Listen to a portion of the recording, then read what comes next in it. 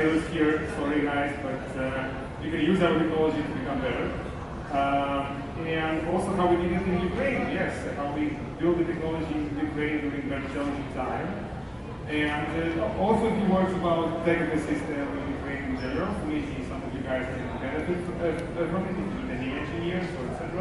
And yeah, and in general, how we combine fashion and AI technology in order to achieve what was thought that what was basically considered as impossible. How we take just two images from any smartphone to measure human body, right? So let's keep going. So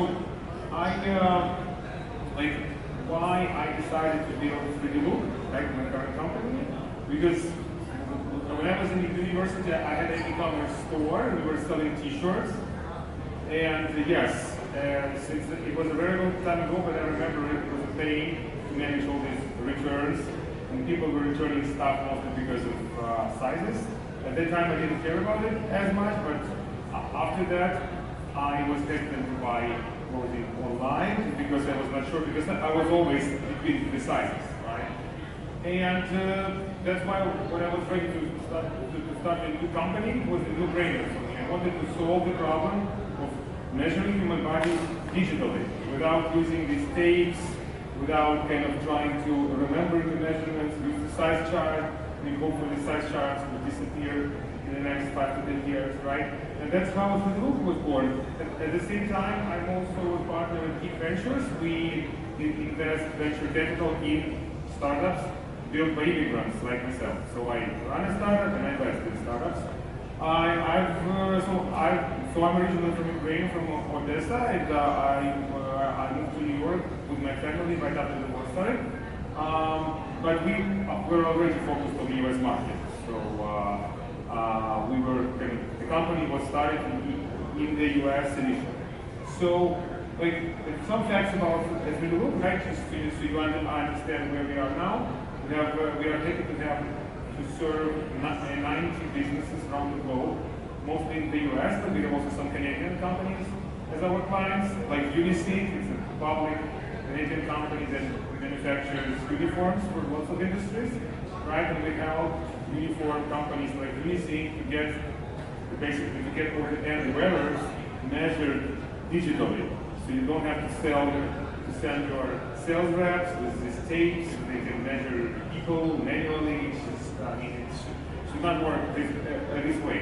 And we help our technology. Every end wearer, it could be a policeman, firefighter, medical worker, can just take a smartphone, take 2 photos front and side, and that's it. All his measurements are sent to the admin panel, and then you can basically export all the measurements and create uniform for this person. And yeah, I mean, the total amount of investments that we raised was around 16 million today. And yeah, we have quite a small team, around 30 people, doing all of this, right? And then a few words like how we started in Ukraine and what other very well-known tech companies started in Ukraine, right? Because obviously, when you hear about Ukraine now, you only know about your country because of the war, but hopefully you learn some other things today that are also positive. These are also the companies that were created in Ukraine and by Ukrainian founders. I'm sure many of you use Grammarly to fix your writing, right? Or maybe some of you use your face to play with your face and to send some funny videos to each other. And also lots of R&D centers, lots of tech corporations have their R&D centers in Ukraine. And it's very good for startups because we can recruit people from there and have them work on different startups inside the country. So, and yes, some numbers, right? Pre-war, obviously, we don't know how they are affected as of today. Of course, hopefully it will bounce back, but yeah, I mean, crazy, like around, so Ukraine was one of the biggest technical systems in the world, but definitely in Europe. Around 300,000 engineers, people involved in the technical system. And yeah, more than 100 Fortune 500 startups the Fortune 500 corporations had their engineers immigrant in this history, right? So that's how we, as the Loop, benefited from it. We didn't have to go to any other country to hire brilliant engineers. I just headhunted the people I needed from R&D centers of Amazon, of Samsung, etc., etc. So, yeah, but and obviously, right before the war, the industry was booming.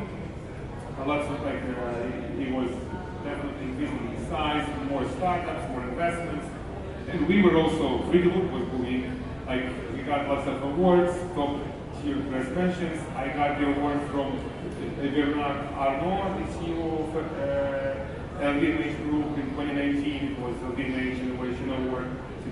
But like lots of everything was kind of booming, and unfortunately when the war started, we all thought, oh shit, this is gonna end, right? This is gonna end. Basically, the tech ecosystem of Ukraine will go bust because no one knew what's gonna happen, like, right? But the good news is that I don't know a single Ukrainian startup that closed, that folded after the start of the war, because maybe a lot of positive things happened to these startups. Some of them had to relocate and finally go and attack global markets, American markets, Canadian markets, which is great, right? And people started to be more united, like people started to be more motivated, even my team, right? And and then let me tell you so what did we build in these recent years, right? What did we build right after the war started? So first of all, it's our solution called Your Feed. We built it last year and this year. So it's a widget, you put it on the website, so like if you sell clothing and your customers need to find the right size and see how it looks on them, you take your widget, you add it on the website, and instead of looking at these size charts, trying to guess what size to pick, your customers just take the photos. They don't have to install any apps. Everything happens right on your website. They take the photos and they get the size recommendation that you see on the picture, and also they see how it looks on their body, right? So we dress the consumer photorealistic way. Yeah, we increase conversions, reduce returns, increase average check size. So basically, people who use it, they buy more, return less, which is very important.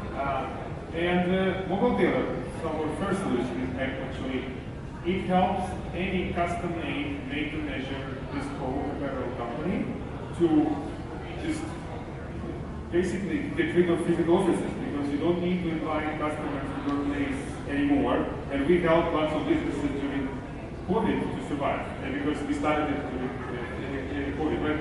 So the same technology, you take the photos, all your measurements, 86 points of measurements are immediately sent to the admin panel of the made-to-measure company, and then you get your suit, shirt, wedding dress, and we work with lots of different types of bespoke made-to-measure apparel businesses around the globe.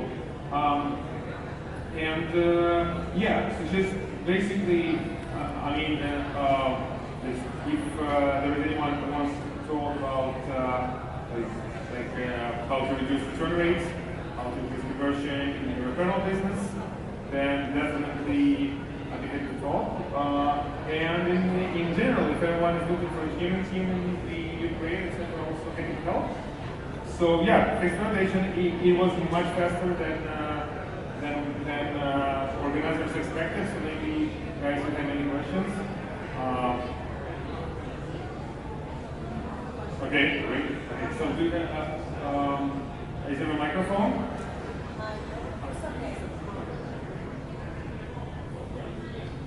So we need a microphone, yeah.